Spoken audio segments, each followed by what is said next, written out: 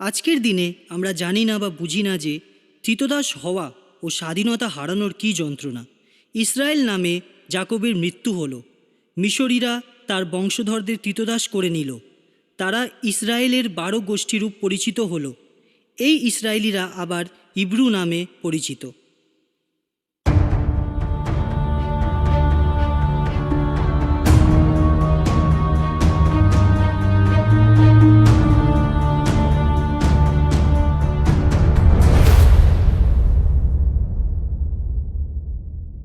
বাইবেলের কিছু সত্য ঘটনা দিশানো আমাদের বিশেষ নিবেদন অডিও বাইবেল স্টোরি, শুধুমাত্র ইউটিউব চ্যানেল CJJBC প্লেতে, যেখানে আজকের গল্প আপনি শুনবেন যাত্রা পুস্তক থেকে নেওয়া মুসি। এই গল্পটির মধ্যে মুসি কীভাবে ইসরায়েলদেরকে বের করে নিয়ে আসে মিশর দেশ থেকে, সেটা লেখা রয়েছে। গল্পটি আমরা নিয়েছি ছোট দ্য বাইবেল থেকে। গল্প পাঠে জয়েল মণ্ডল, গল্পের সূত্রধার আমি বিকি। শুরু হচ্ছে যাত্রা পুস্তক থেকে নেওয়া মুসি।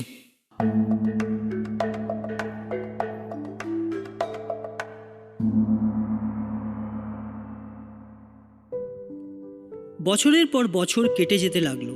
তারই মধ্যে যোসেফ, তার ভাইরা ও তাদের পরিবারের বাকি সকলে এক এক করে মারা গেল। কিন্তু তাদের বংশধর ইসরায়েলিদের সন্তানদের সংখ্যা বাড়তে বাড়তে অসংখ্য হয়ে উঠল। সেই সময় মিশরের সিংহাসনে বসলেন এক নতুন রাজা। তিনি যোসেফের সম্বন্ধে কিছুই জানতেন না। তিনি তার প্রজাদের বললেন, হিব্রুরা সংখ্যায় অনেক, একদিন ওরা আমাদের বিপদে ফেলবে। দেশে যদি কখনো যুদ্ধ হয়, ওরা তখন আমাদের শত্রুপক্ষে যোগ দিয়ে আমাদের সঙ্গে যুদ্ধ করে আমাদের পরাজিত করতে পারে। কাজেই আমাদের লক্ষ্য রাখতে হবে যাতে ওদের জনসংখ্যা একটা সীমার মধ্যে থাকে। মিশরীরা তাই ইসরায়েলিদের নিষ্ঠুরভাবে পরিশ্রম করানোর জন্য নিষ্ঠুর প্রকৃতির লোকদের হাতে এদের কাজের তদারক করার দায়িত্ব তুলে দিল। ইসরায়েলিরা পিথম ও রামেসেস নগরী গড়েছিল। এখানেই গম রাখার জন্য, আরও অন্য শস্য রাখার জন্য মজুত রাখার উদ্দেশ্যে বিশেষভাবে ভাণ্ডার তৈরি করা হয়েছিল। ইসরায়েলিদের ওপর এত আঘাত অত্যাচার সত্ত্বেও তাদের জনসংখ্যা বেড়ে যেতে লাগলো। ফলে দিন দিন মিশরীদের ভয় আরও বেড়ে যেতে লাগলো। আর সেই জন্য তারা ইসরায়েলিদের উপর আরও নির্মম নিষ্ঠুরভাবে অত্যাচার করতে লাগলো। তারা ঘরে বাইরে মাঠে ঘাটে ইসরায়েলিদের নিষ্ঠুরভাবে ক্রীতদাসের মতো খাটাতে লাগলো। মিশর রাজ তখন দুজন ধাত্রীকে বললেন, তোমরা যখন হিব্রু নারীদের সন্তান জন্মের সময় সাহায্য করবে, তখন সেই সন্তান যদি পুত্র হয় তাকে মেরে ফেলবে, আর সে যদি কন্যা হয় তাকে বাঁচিয়ে দেবে। কিন্তু ওই ধাত্রীরা ঈশ্বরকে ভয় করত, তাই তারা রাজার কথা শুনল না। তারা শিশুপুত্রদের বাঁচিয়ে রাখত। এই জন্য ঈশ্বর এই ধাত্রীদের প্রতি কৃপা করলেন। তিনি তাদের নিজেদের পরিবার দিলেন। ইসরায়েলরা দিন দিন সংখ্যায় বেড়ে চলল এবং শক্তিশালী হয়ে উঠতে লাগল। শেষে একদিন রাজা আর তার সমস্ত প্রজাদের হুকুম দিলেন যে প্রত্যেকটি নবজাত শিশুর পুত্রকে নীল নদীর জলে ছুঁড়ে ফেলে দাও, কিন্তু শিশুকন্যাদের বাঁচিয়ে রাখো। ইসরায়েল জাতির ইতিহাসে বিশেষ গুরুত্বপূর্ণ ব্যক্তিদের মধ্যে মোশি ছিলেন অন্যতম। কিন্তু তিনি যখন নিতান্ত শিশু, তখনই প্রায় মৃত্যুর মুখে গিয়ে পৌঁছেছিলেন। ঠিক এই সময় লেবি গোষ্ঠীর এক ব্যক্তি তারই গোষ্ঠীর এক মেয়েকে বিয়ে করল। তাদের একটি পুত্র সন্তান জন্মগ্রহণ করল। ছেলেটির মা দেখল ভারী সুন্দর ছেলে। তাকে প্রায় 3 মাস লুকিয়ে রাখল, কিন্তু আর তো তাকে লুকোনো যায় না।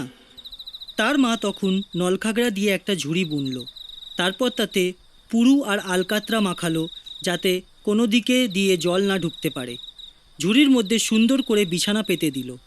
তারপর সেই ছোট বিছানায় তাকে শুইয়ে দিল। শেষে ঝুড়ির ঢাকনা বন্ধ করে নদীর পাড়ের দিকে লম্বা লম্বা নলঘাসের বনের মধ্যে রেখে এলো। এদিকে শিশুটির দিদি কাছাকাছি একটা জায়গায় দাঁড়িয়ে রইল তার ভাইয়ের কী হয় দেখার জন্য।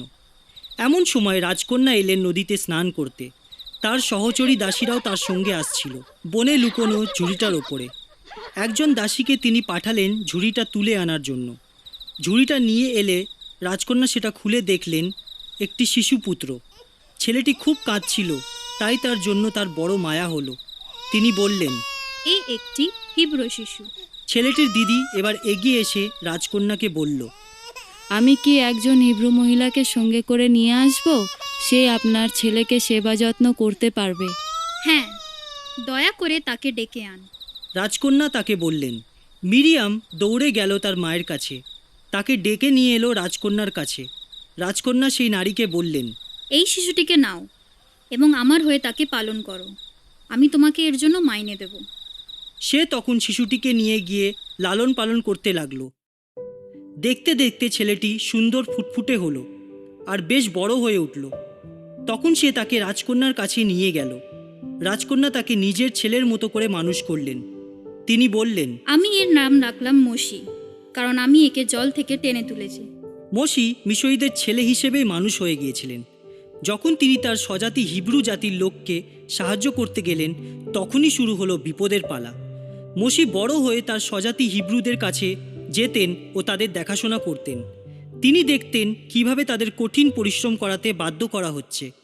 একদিন তিনি দেখলেন একটি মিশরী লোক একজন হিব্রুকে হত্যা করল। তখন মসি চারিদিকে দেখে নিলেন কেউ দেখছে কি না। তারপর তিনি সেই মিশরীকে হত্যা করে বালির মধ্যে পুঁতে দিলেন। পরের দিন মসি আবার সেখানে গেলেন।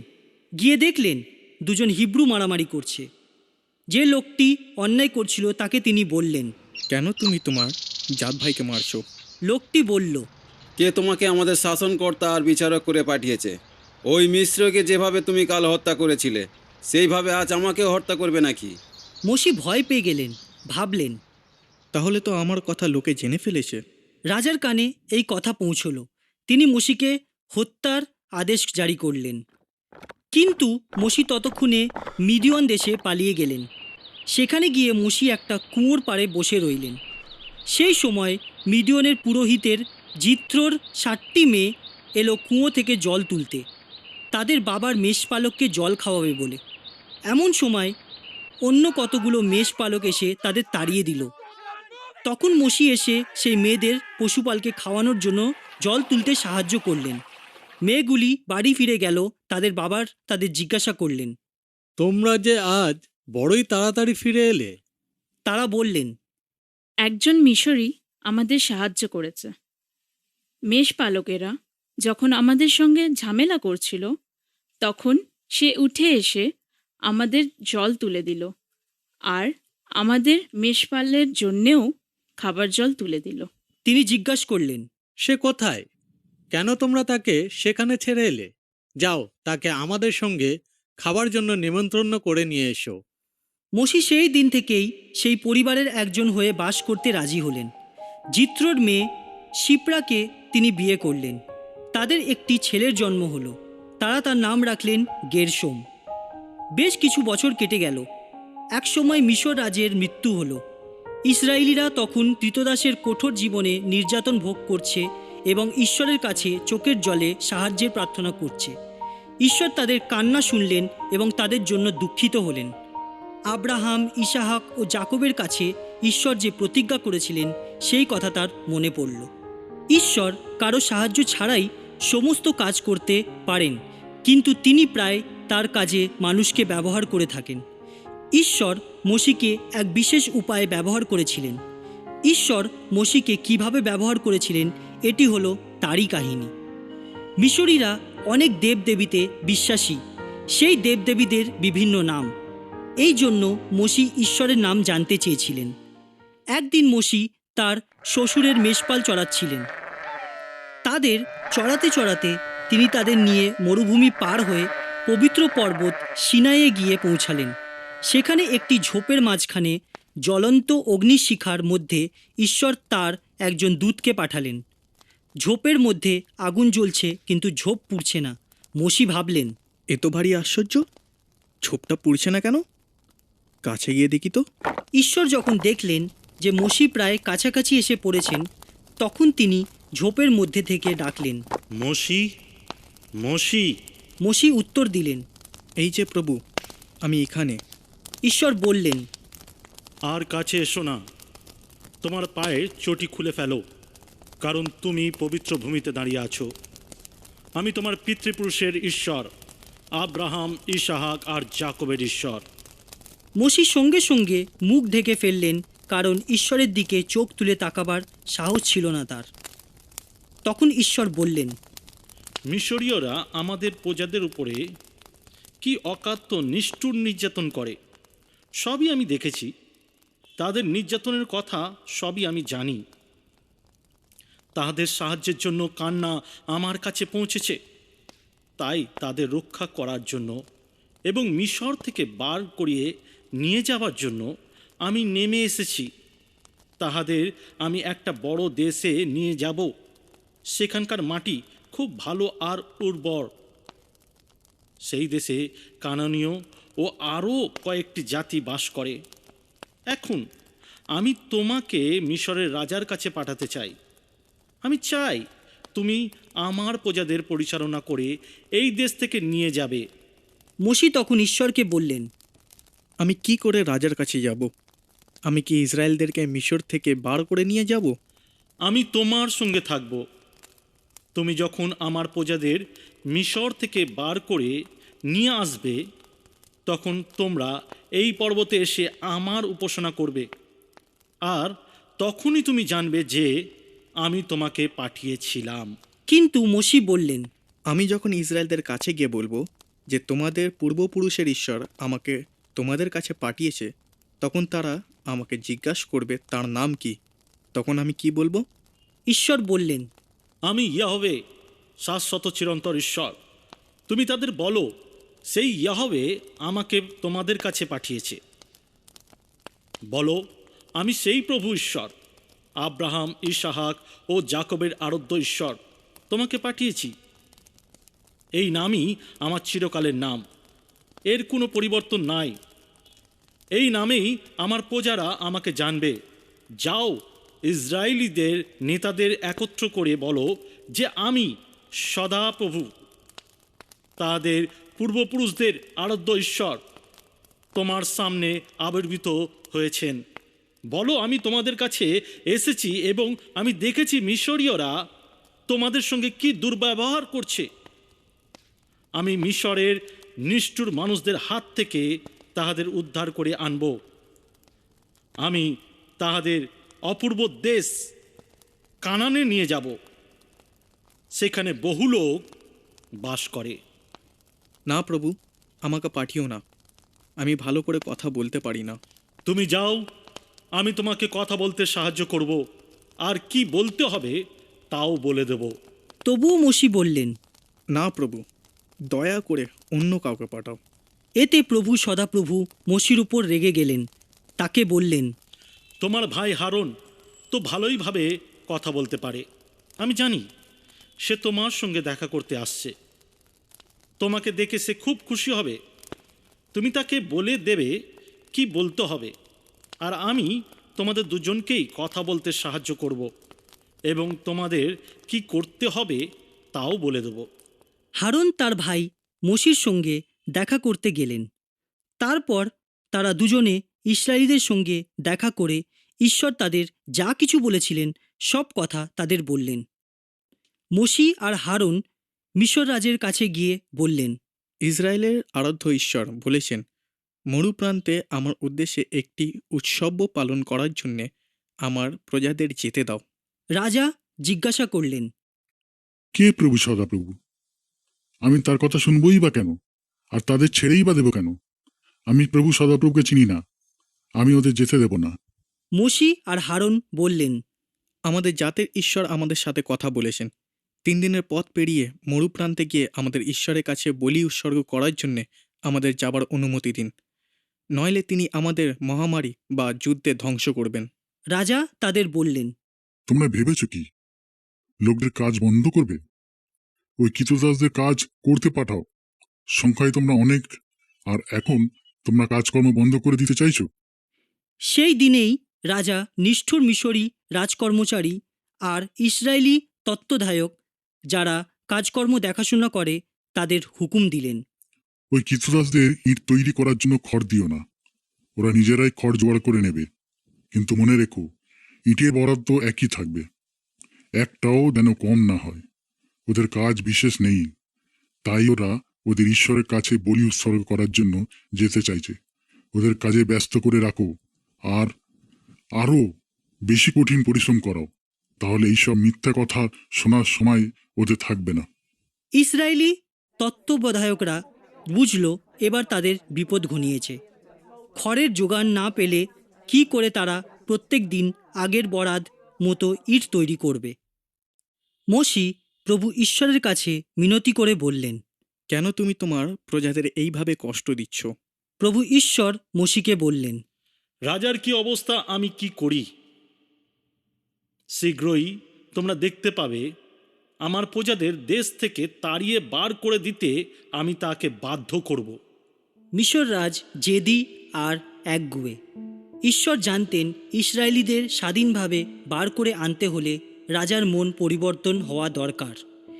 ঈশ্বর মিশরীদের ও মিশর রাজের উপরে অনেক দেব দুর্ঘটনা ঘটালেন। এই সাংঘাতিক ঘটনাগুলিকে বলা হয় মহামারী। 10 রকমের মহামারীর দুর্যোগ নেমে এসেছিল তাদের ওপরে। এই সমস্ত মহামারীর দুর্দিনে রাজা 4 বার বলেছিলেন যে তিনি ইসরায়েলিদের ছেড়ে দেবেন। তিনি মহামারী বন্ধ করার জন্য মোশিকে ঈশ্বরের কাছে প্রার্থনা করতে অনুরোধ করেছিলেন, কিন্তু প্রতিবারই মহামারী থেমে গেল, আবার মন পাল্টে নিয়েছেন, তাদের ছেড়ে দিতে অস্বীকার করেছেন। নীল নদীর জল রক্ত হয়ে গেছে, সমস্ত মাছ মরে গেছে, তারপর সারা দেশ ব্যাঙে ভরে গেছে। রাজপ্রাসাদ, শোবার ঘর, রান্নাঘর, সব জায়গায় ব্যাঙ ব্যাঙ আর ব্যাঙ, ব্যাঙে ভর্তি। সকলের গায়ে ব্যাঙগুলো লাফিয়ে লাফিয়ে উঠল, সেগুলো সব মরে পচে গেল, দুর্গন্ধে টেকা যায় না। তারপর এলো সাংঘাতিক একরকম পোকা, সকলের গা ভর্তি হয়ে গেল পোকায়, দারুণ জ্বালাতন। পোকার হাত থেকে রেহাই পাওয়ার পর এবার এলো ঝাঁকে ঝাঁকে লক্ষ লক্ষ মাছি। কিন্তু অদ্ভুত অলৌকিক উপায়ে গোশেন প্রদেশে ইসরায়েলীদের রক্ষা করলেন ঈশ্বর। তারপর মিশরীদের পশুপালে মরক লাগলো, রোগে তাদের পশুগুলো মারা গেল। এবার হলো মিশরীদের দেহে সাংঘাতিক বিস্ফোরার আক্রমণ, দারুণ যন্ত্রণা। এত সব সত্ত্বেও রাজা জেদ ধরে রইলেন, ইসরায়েলীদের ছাড়লেন না।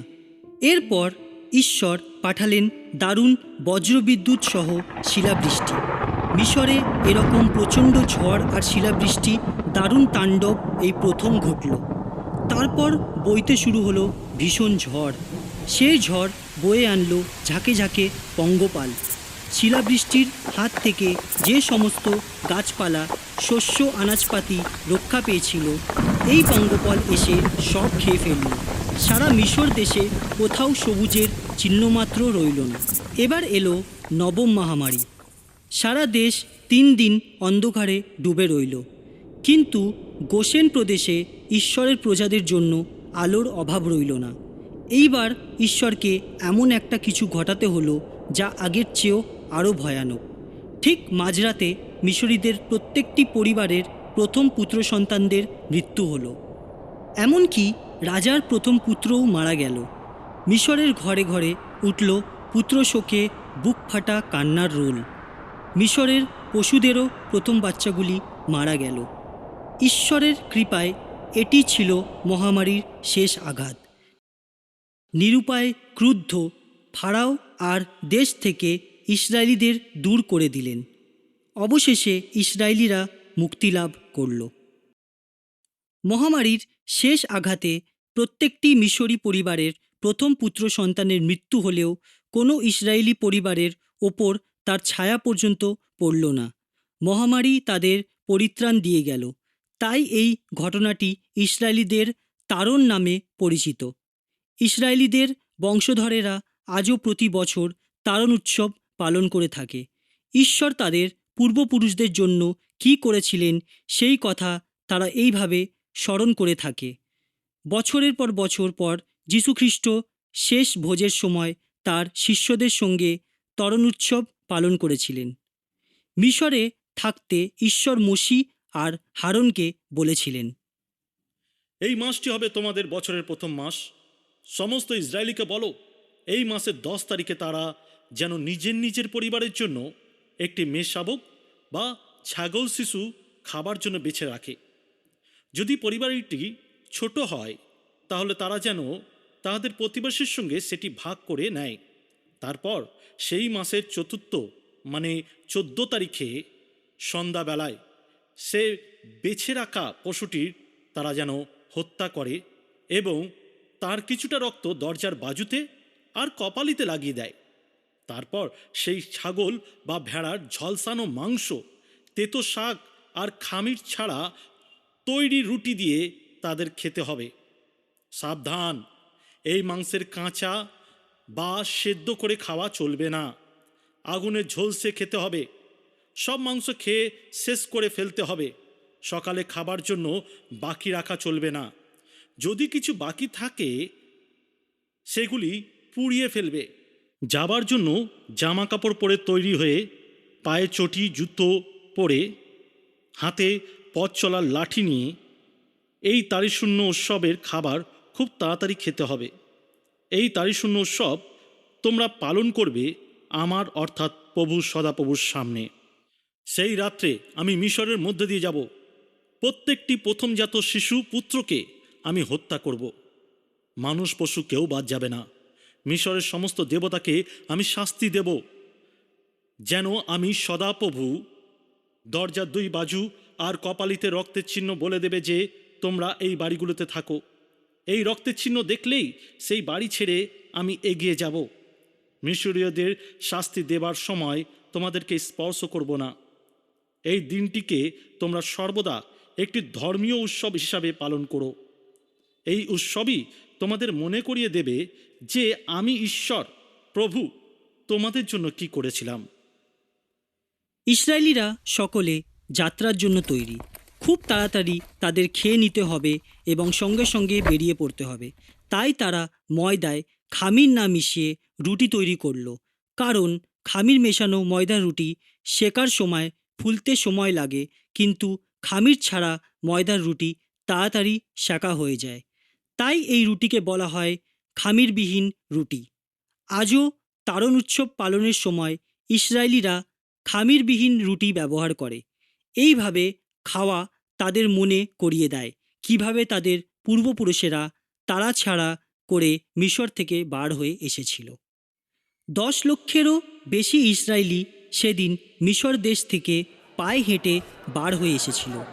আরও অনেক লোক তাদের গরু, ছাগল, ভেড়া ইত্যাদি নিয়ে তাদের সঙ্গে গিয়েছিল। হঠাৎ তাদের মিশর ত্যাগ করতে হয়েছিল বলে তারা তাদের খাবার পর্যন্ত তৈরি করতে পারেনি। তাই তারা ময়দায় খামির না মিশিয়ে তাড়াতাড়ি রুটি করে নিয়ে মিশর থেকে চলে এসেছিল। ইসরায়েলিরা মিশরে ছিল 430 বছর। 430 বছরের শেষ দিনটি শেষ হবার সঙ্গে সঙ্গে ঈশ্বরের প্রজারা মিশর ত্যাগ করে চলে আসে। সেই বিশেষ রাত্রিতে প্রভু ঈশ্বর তাদের পাহারা দিয়ে মিশর থেকে বার করে এনেছিলেন। প্রতি বছর প্রভু ঈশ্বরের সম্মানে তারা এই ঘটনাটি স্মরণ করে পালন করে থাকে। ইসরায়েলিদের নতুন দেশের বাড়ির পথে যাত্রা শুরু হলো। আজও কেউ জানে না কিভাবে এই আশ্চর্য ঘটনা ঘটেছিল। ঈশ্বর যে ইসরায়েলিদের সঙ্গে আছেন এই ঘটনা তার সুস্পষ্ট চিহ্ন। মিশর রাজের এবার সমবেত ফিরল। তিনি বুঝলেন ইসরায়েলিরা তার হাত থেকে বেরিয়ে পালিয়ে গেছে। রাজা এবং তার রাজকর্মচারীদের মনোভাব আবার পাল্টে গেল। তারা বললেন, এই আমরা কি করেছি? আমরা ইসরায়েলের পালাবার জন্য ছেড়ে দিয়েছি? আমরা আমাদের কৃতদাসদের হারিয়েছি। রাজা তখন যুদ্ধের জন্য তার রথ সাজাতে বললেন। সৈন্য সামন্তদের শীঘ্র তৈরি হবার আদেশ দিলেন। তারা সকলে নিজের নিজের রথে চড়ে ছুটে চললেন সবেগে। 600 সেরা সৈন্য রাজার সেনাপতিদের পরিচালনায় রওনা হয়ে গেল। প্রভু ঈশ্বর রাজাকে এমন রাগিয়ে তুললেন যে তিনি ইসরায়েলিদের পিছু ধাওয়া করা ঠিক করলেন, যারা অত্যন্ত আনন্দিত মনে মিশর ত্যাগ করেছিল। মিশরী সৈন্যবাহিনী তাদের রথ, অশ্ব ও রথের সারথীদের নিয়ে ইসরায়েলিদের পিছু নিল। লোহিত সাগরের তীরে এসে তারা ইসরায়েলিদের নাগাল পেল। এখানে ইসরায়েলিরা তাম্বু ফেলেছিল। ইসরায়েলিরা মিশর রাজকে সৈন্যবাহিনী নিয়ে তাদের দিকে ছুটে আসতে দেখে খুব ভয় পেয়ে গেল। প্রভু ঈশ্বরের কাছে সাহায্যের জন্য তারা কাঁদতে লাগলো। মোশি বললেন, ভয় পেও না, শান্ত হও। দেখো প্রভু তোমাদের রক্ষা করার জন্য আজ কি করেন। এরপর তোমরা আর মিশরীদের দেখতে পারবে না। প্রভু ঈশ্বর তোমাদের হয়ে ওদের সঙ্গে যুদ্ধ করবেন। তোমাদের শুধু শান্ত থাকতে হবে। প্রভু ঈশ্বর মোশিকে বললেন, কেন তোমরা সাহায্যের জন্য কান্নাকাটি করছো? প্রজাদের বলো সামনের দিকে এগিয়ে যেতে। এবার তোমার হাতের লাঠিটা সমুদ্রের দিকে বাড়িয়ে উঁচু করে তুলে ধরো। সমুদ্রের জল দুভাগ হয়ে যাবে। ইসরায়েলিরা সমুদ্রের বুকে শুকনো পথ দিয়ে পার হয়ে সমুদ্রের ওপারে চলে যাবে। আমি এমন অবস্থার সৃষ্টি করব যে নিষ্ঠুর মিশরীয়রা ইসরায়েলিদের ধরার জন্য সমুদ্রের শুকনো পথে নেমে পড়বে। ওদের যখন আমি পরাজিত করব, তখন ওরা বুঝবে যে আমি প্রভু সদাপ্রভু। তখন তাহারা আমাকে উপযুক্ত মর্যাদা দেবে, সম্মান করবে। মোশি সমুদ্রের ওপর তার হাতখানি বাড়িয়ে রাখলেন।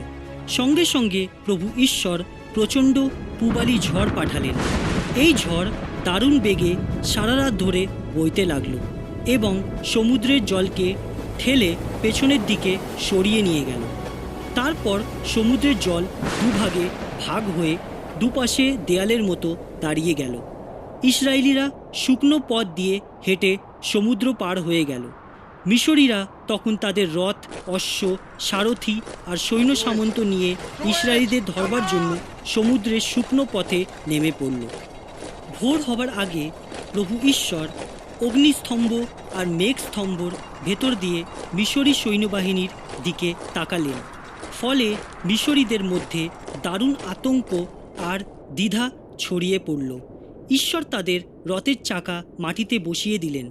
চাকা নাড়ানোর সাধ্য কারো রইল না। তারা বলল, প্রভু ঈশ্বর হিব্রীয়দের হয়ে আমাদের সাথে যুদ্ধ করছে, চলো আমরা এখান থেকে চলে যাই। প্রভু ঈশ্বর মোশিকে বললেন, তোমার হাত সমুদ্রের দিকে বাড়িয়ে ধরো। সমুদ্রের জল আবার একাকার হয়ে মিশরীয়দের ডুবিয়ে দেবে। মোশি সমুদ্রের দিকে তার হাত বাড়িয়ে ধরলেন। সকাল হওয়ার সাথে সাথে সমুদ্রে দাঁড়িয়ে যাওয়া জল মিলেমিশে একাবার হয়ে গেল। মিশরীরা জল থেকে উঠে আসার চেষ্টা করল, কিন্তু প্রভু ঈশ্বর তাদের সমুদ্রের জল ছুঁড়ে ফেলে দিলেন। জল আবার আগের জায়গায় ফিরে এসে মিশরী সৈন্যদের ডুবিয়ে দিল। কেউ আর বাকি রইল না। এইভাবে প্রভু ঈশ্বর মিশরীদের হাত থেকে ইসরায়েল জাতিকে উদ্ধার করেছিলেন। ইসরায়েলিরা দেখল তারা সমুদ্রের তীরে মরে পড়ে আছে। যখন তারা মিশরীদের ধ্বংস করার কাজ প্রভু ঈশ্বরের অসীম শক্তির পরিচয় পেল, তখন তারা তার প্রশংসায় মুখর হয়ে উঠল এবং তাকে কৃতজ্ঞতা নিবেদন করল। প্রভু ঈশ্বর ও মোশির ওপরে তাদের বিশ্বাস ও আস্থা বেড়ে গেল। বহুকাল ধরে ইসরায়েলিরা মুক্তি পেতে চেয়েছিল, কিন্তু যাত্রাপথের একঘেয়ে কষ্ট, ক্লান্তি আর নানা সমস্যার মুখোমুখি দাঁড়াতে তারা প্রস্তুত ছিল না। যে অঞ্চল তাদের পার হয়ে আসতে হয়েছিল, বলতে গেলে তার বেশিরভাগই মরুভূমি। ঈশ্বর তাদের যে দেশ দেবার জন্য প্রতিজ্ঞা করেছিলেন, সেই দেশে পৌঁছাতে তাদের অনেক দিন লেগেছিল। ভারুই নামে এক শ্রেণীর পাখি মরুভূমিতে পাওয়া যায়। আমরা ঠিক জানি না যে এই বিশেষ খাদ্যটি কী ছিল। দেখতে ছোট, পাতলা জিনিসটা দেখে ইসরায়েলিরা জিজ্ঞেস করেছিল, এটা কি? হিব্রু ভাষায় প্রশ্নটি হবে মান্না। এই প্রশ্নটাই শেষ পর্যন্ত খাদ্যটির নাম হয়ে গিয়েছিল। জিনিসটা দেখতে ছোট, সাদা বীজের মতো, খেতে খুব সুস্বাদু। এই খাদ্যই ইসরায়েলিদের বাঁচিয়ে রেখেছিল বলে তারা ঈশ্বরকে কৃতজ্ঞতা জানিয়েছিল। মরুভূমিতে ইসরায়েলিরা মোশি আর হারনের কাছে অভিযোগ করতে লাগলো। তারা বলল, মিশরে কি কবর দেওয়ার মতন জায়গা ছিল না? এই মরুভূমিতে মরবার জন্য তুমি আমাদের বার করে নিয়ে এসেছো। দেখো, মিশর থেকে আমাদের বার করে এনে তুমি কি করেছো? ওখানে থেকে চলে আসার আগেই আমরা বলেছিলাম এমনটাই ঘটবে। তোমায় আমরা তখনই বলেছিলাম যে আমাদের তুমি ছেড়ে দাও, মিশরীদের তীতদাস হয়ে এভাবেই আমাদের থাকতে দাও। এখানে এই মরুভূমিতে মরার চেয়ে মিশরীদের তীতদাস হয়ে থাকাই বরং ভালো ছিল। আমাদের কোনো খাবার নেই, আমরা না খেয়ে মরছি। মিশরে থাকতেই প্রভু ঈশ্বর আমাদের মেরে ফেললেই ভালো হতো। সেখানে আমরা মাংস আর কত কি খাবার যত চাইতাম খেতে পেতাম, কিন্তু তোমরা আমাদের মরুভূমিতে এনে মেরে ফেলার ব্যবস্থা করেছো। মোশি হারনকে বললেন, লোকদের বলো যেন তারা প্রভু ঈশ্বরের সামনে এসে দাঁড়ায়, তিনি তাদের অভিযোগ শুনেছেন। হারন এ কথা তাদের বলতেই তারা মরুভূমির দিকে ফিরে দাঁড়ালো। এমন সময় হঠাৎ প্রভু ঈশ্বরের চোখে ধাঁধানো আলোয় মেঘস্তম্ভ উজ্জ্বল হয়ে উঠল। প্রভু ঈশ্বর মোশিকে বললেন, আমি ইসরায়েলিদের অভিযোগ শুনেছি। ওদের বলো সন্ধ্যাবেলায় তারা মাংস খেতে পাবে, আর সকালবেলায় তারা যত রুটি চাইবে পাবে। তখন তারা জানবে যে আমি প্রভু ঈশ্বর, তাদের আরাধ্য ঈশ্বর। সন্ধেবেলায় বিরাট এক ঝাঁক ভাড়ুই পাখি উড়ে এলো, আর যেখানে তারা তাম্বু ফেলেছিল সেখানে চারিদিকে পাখিরা ভরে গেল। পরের দিন সকালবেলায় তাদের তাম্বুর চারিদিকে দেখা গেল শিশির পড়েছে। সেই শিশির শুকিয়ে গেলে দেখা গেল ছোট পাতলা কি যেন মাটিতে পড়ে আছে। জিনিসটা দেখে ইসরায়েলিরা ভাবল, এটা কি? মোশি তাদের বললেন, এইগুলি খাবার জিনিস। প্রভু ঈশ্বর তোমাদের এই খাবার দিয়েছেন। প্রভুর আদেশ, তোমাদের যতটা দরকার কুড়িয়ে নাও, প্রত্যেকটা পরিবারের সকলের জন্য যথেষ্ট খাবার নিয়ে যাও। প্রভু আদেশে ইসরায়েলিরা সিন প্রান্তের ছেড়ে এক জায়গা থেকে আরেক জায়গায় এগিয়ে যেতে লাগলো। এইভাবে যখন তারা ফরিদেমি এসে তাম্বু ফেলল, দেখা গেল সেখানে কোথাও খাবার জল নেই। তারা মোশির কাছে অভিযোগ আরম্ভ করল। আমাদের খাবার জল দাও। মোশি বললেন, কেন তোমরা এত অসন্তুষ্ট হচ্ছ? কেন প্রভুর ক্ষমতা সম্বন্ধে তোমাদের এত সন্দেহ জাগছে? কিন্তু লোকেরা দারুণ পিপাসায় কাতর হয়ে পড়েছিল, তাই তাদের অভিযোগ আর থামল না। তারা মোশিকে বলল, কেন তুমি আমাদের মিশর থেকে বার করে আনলে? আমরা, আমাদের ছেলে মেয়েরা, আমাদের পশুপাল, আমরা সবাই পিপাসায় মরে যাচ্ছি। মোশি প্রভু ঈশ্বরকে ডাকলেন, বললেন, এদের নিয়ে এবার আমি কি করব? এরা যে আমাকে পাথর ছুঁড়ে মারার জন্যে তৈরি হয়েছে। প্রভু ঈশ্বর মোশিকে বললেন, কয়েকজন নেতাকে সঙ্গে নিয়ে সামনের কিছু দূর এগিয়ে যাও। যে লাঠিটা নিয়ে নীল নদীতে তুমি আঘাত করেছিলে সেই লাঠিটা হাতে নাও। আমি তোমার সামনে সিনয় পর্বতের পাথরের উপরে দাঁড়িয়ে থাকব। তুমি সেই পাথরের গায়ে আঘাত করবে, তখনই ওই পাথর থেকে ইসরায়েলিদের জন্য খাবার জল বার হয়ে আসবে। নেতাদের সামনে মোশি সেই কাজই করলেন। ঈশ্বর ইসরায়েলিদের মধ্যে দিয়েই কাজ করতে চেয়েছিলেন। তিনি চেয়েছিলেন তারা যেন তাকে ভালোবাসে, তার ওপরে আস্থা ও ভরসা রাখে। তার বিধান ও সমস্ত আদেশ অনুশাসন পালন করলেই বোঝা যাবে যে তোমরা তাকে ভালোবাসো। মিশর ছেড়ে আসার ৩ মাস পরে তারা সিনাই পর্বতের কাছে তাম্বু ফেলল। সেখানে ঈশ্বর তাদের সামনে তার মহাশক্তি প্রকাশ করলেন। তিনি তাদের সঙ্গে একটি সন্ধি চুক্তি করলেন।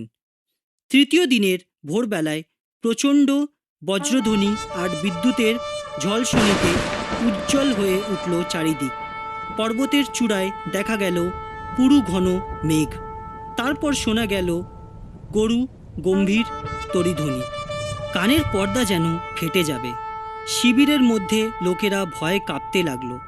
মোশি তাদের সকলকে তাম্বু থেকে বাইরে বার করে ঈশ্বরের সঙ্গে দেখা করার জন্য পর্বতের পায়ের কাছে এনে দাঁড় করিয়ে দিলেন। ইসরায়েলিরা দেখল সিনাই পর্বতের চারিদিকে ধোঁয়ায় ঢেকে গেছে। সদাপ্রভু আগুনের মধ্যে দিয়ে পর্বতে নেমে এলেন। বিরাট চুল্লি থেকে যেভাবে ধোঁয়া বার হয় সেইভাবে পর্বত থেকে ধোঁয়া বার হতে লাগলো। আবার লোকেরা ভীষণভাবে আতঙ্কিত হয়ে উঠল। তুরির আওয়াজ ক্রমে বেড়ে চলল। মোশি কথা বলতে লাগলেন। ঈশ্বর বজ্রধ্বনিতে তার কথার উত্তর দিতে লাগলেন। সদাপ্রভু সিনাই পর্বতের চূড়ায় নেমে এসে মোশিকে ডাকলেন। মোশি তার সঙ্গে দেখা করার জন্য পাহাড়ে উঠে গেলেন।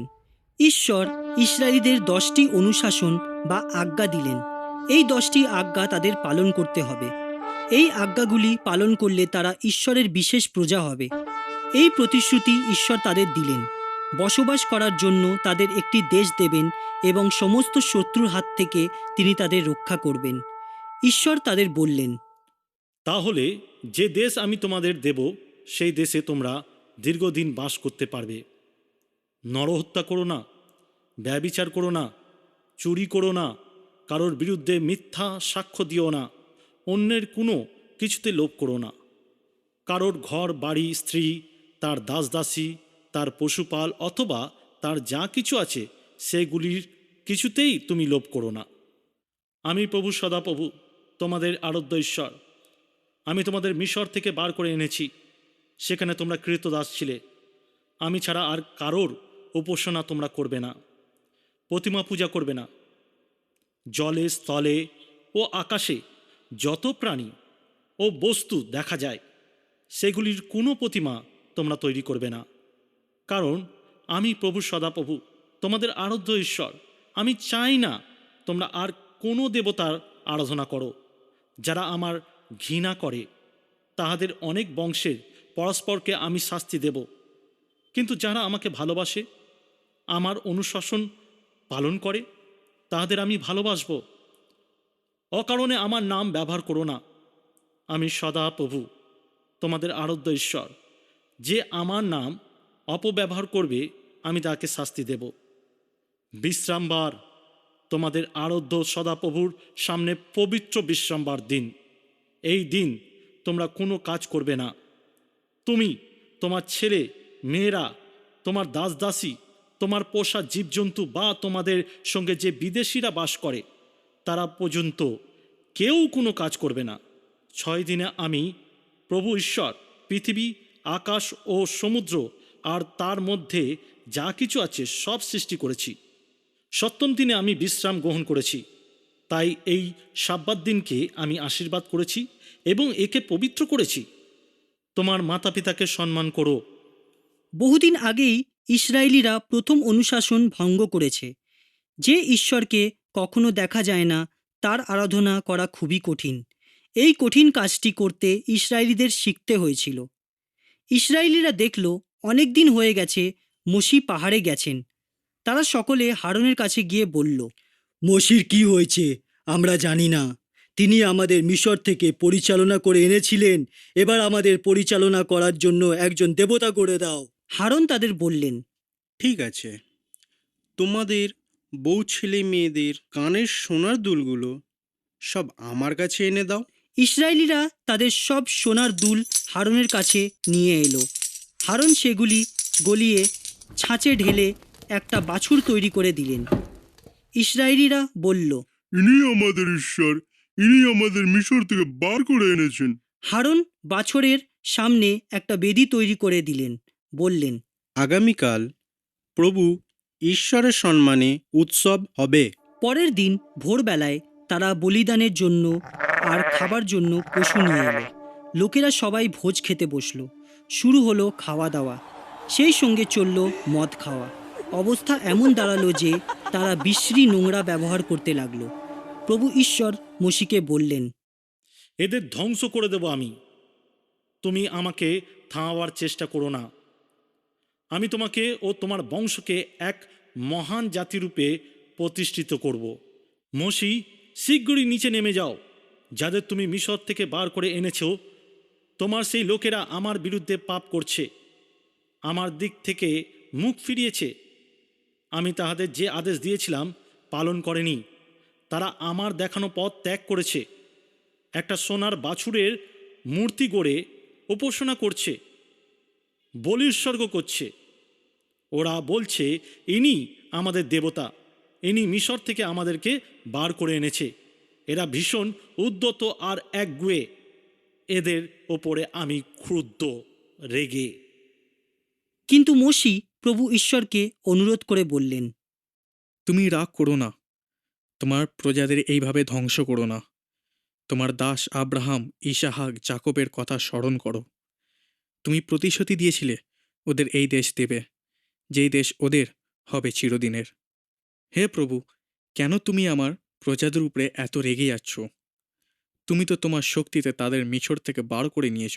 কেন তুমি মিশরীদের এই কথা বলার সুযোগ দিবে যে তিনি তার প্রজাদের মেরে ফেলার জন্যই বার করে নিয়ে গেছেন? প্রভু ঈশ্বর মনোভাব পরিবর্তন করলেন, ধ্বংস করলেন না ওদের। মোশি পর্বত থেকে নেমে এলেন, সঙ্গে নিয়ে এলেন 2টো পাথরের ফলক। দুটোরই দুদিক লেখা ছিল 10 অনুশাসন। ঈশ্বর নিজের হাতে ফলক 2টো তৈরি করে 10 অনুশাসন লিখে দিয়েছিলেন। মোশির সাহায্যকারী জিহোশুহ ইসরায়েলিদের চিৎকার শুনে মোশিকে বললেন, শিবিরে লোকদের যুদ্ধের চিৎকার শোনা যাচ্ছে। মোশি বললেন, ওটা রং কোলাহল না, আনন্দধ্বনিও না, বা শোকের কান্নাও না। এ হলো তাদের গানের আওয়াজ। মোশি ছাউনির কাছাকাছি এসে পড়েছেন। এসে দেখলেন লোকেরা সবাই সোনার বাছুরের সামনে নাচছে। তিনি ভীষণ ক্রুদ্ধ হলেন। সেই দিন সেই পাহাড়তলিতে মোশি পাথরের ফলক দুটি ছুঁড়ে ফেলে দিলেন। ফলক দুটি ভেঙে গেল। তারপর মোশি তাদের গড়া সোনার বাছুরটি নিয়ে আগুনে গলালেন। সেটাকে গুঁড়ো করে জলে গুলে ইসরায়েলিদের প্রত্যেককে এই জল খেতে বাধ্য করলেন। ইসরায়েলিরা কাদেশ ছেড়ে ইদোম দেশের সীমান্তে হোর পর্বতের কাছে এসে পৌঁছালে ঈশ্বর বললেন, হারুন, এইখানে তোমার মৃত্যু হবে। তুমি আর মোশি মরিবাতে আমার আরাধ্য হয়েছিলে, তাই ইসরায়েলিদের যে দেশ আমি দেব বলে প্রতিশ্রুতি দিয়েছিলাম সেই দেশে তোমরা যেতে পারবে না। মোশি, তুমি হারুন আর তার ছেলে এলিয়াসারকে নিয়ে পাহাড়ের চূড়াতে চলে যাও। তারপর হারুনের পুরোহিতের পোশাক খুলে এলিয়াসারকে পরিয়ে দাও, সেখানেই হারুনের মৃত্যু হবে। মোশির ঈশ্বরের আদেশ পালন করলেন। তিনি হারুন ও ইলিয়সের চলে গেলেন হোর পর্বতের চূড়ায়। তারপর হারুনের গা থেকে পুরোহিতের পোশাক খুলে নিয়ে ইলিয়সকে পরিয়ে দিলেন। সেখানে হারুনের মৃত্যু হলো। মোশি আর ইলিয়সের নিচে নামে এলো লোকেরা জানতে পারল যে হারুনের মৃত্যু হয়েছে। তারা তার জন্য 30 দিন শোক পালন করল। ঈশ্বর ইসরায়েলিদের যে দেশ দেবার প্রতিশ্রুতি দিয়েছিলেন সেই দেশের সীমান্ত পর্যন্ত মোশি তাদের পরিচালনা করে এনেছিলেন। অনেক বয়স হয়েছিল মোশির, খুব বৃদ্ধ হয়ে পড়েছিলেন তিনি। তার মৃত্যুর আগে ঈশ্বর দূর থেকে সেই প্রতিশ্রুতি দেশটি তাকে দেখিয়েছিলেন, কিন্তু সেই দেশে প্রবেশ করার অধিকার তিনি পাননি, কারণ ঈশ্বর তাকে যা কিছু করতে বলেছিলেন সব তিনি করেননি। মোশি নব পর্বতে উঠে গেলেন, চলে গেলেন একেবারে জেরিকোর পূর্ব দিকে পিসকা পর্বতের চূড়ায়। প্রভু ঈশ্বর সেখান থেকে মোশিকে প্রতিশ্রুতি দেশের চারিদিকের শেষ প্রান্তে পর্যন্ত দেখিয়ে দিলেন। তারপর তাকে বললেন, এ সেই দেশ, যে দেশ আমি আব্রাহাম, ইসহাক, যাকব এবং তার বংশদের দেবার প্রতিশ্রুতি দিয়েছি। দেশটি আমি তোমাকে দেখিয়ে দিলাম, কিন্তু সেখানে যেতে তুমি পারবে না। প্রভু সদাপ্রভুর একান্ত সেবক মোশি মোয়াব দেশে মারা গেলেন। ঈশ্বরের ইচ্ছাতেই এই ঘটনা ঘটল। প্রভু ঈশ্বর তাকে নিজের হাতে মোয়াবের উপত্যকায় কবর দিলেন। আজও লোক জানে না তার কবরের নির্দিষ্ট জায়গাটা। 120 বছর বয়সে মোশি মারা গেলেন। এত বয়সেও তার দেহ অটুট শক্তি ছিল, চোখে দৃষ্টি ছিল প্রখর। ইসরায়েলেরা 30 দিন তার জন্য শোক পালন করল। নুনের পুত্র জিহোশুয়াকে মোশি তার পরবর্তী নেতা হিসেবে নিযুক্ত করে গেলেন। এবার থেকে জিহোশুয়া ইসরায়েলিদের পরিচালনা করবেন। প্রজায় পূর্ণ হল জিহোশুয়ার অন্তর। ইসরায়েলিরা জিহোশুয়ার বাধ্য হয়ে চলতে লাগলো। মোশির মাধ্যমে প্রভু ঈশ্বর যা আদেশ দিয়েছিলেন সেগুলি তারা পালন করে চলল। ইসরায়েল জাতির মধ্যে মোশির মতো আর কোনো ঈশ্বরভক্ত মানুষ কোনোদিন জন্মগ্রহণ করেনি।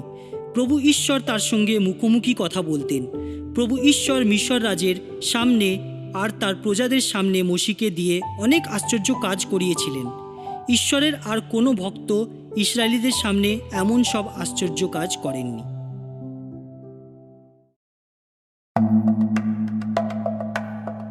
তো শেষ হলো আজকের গল্প মোশি।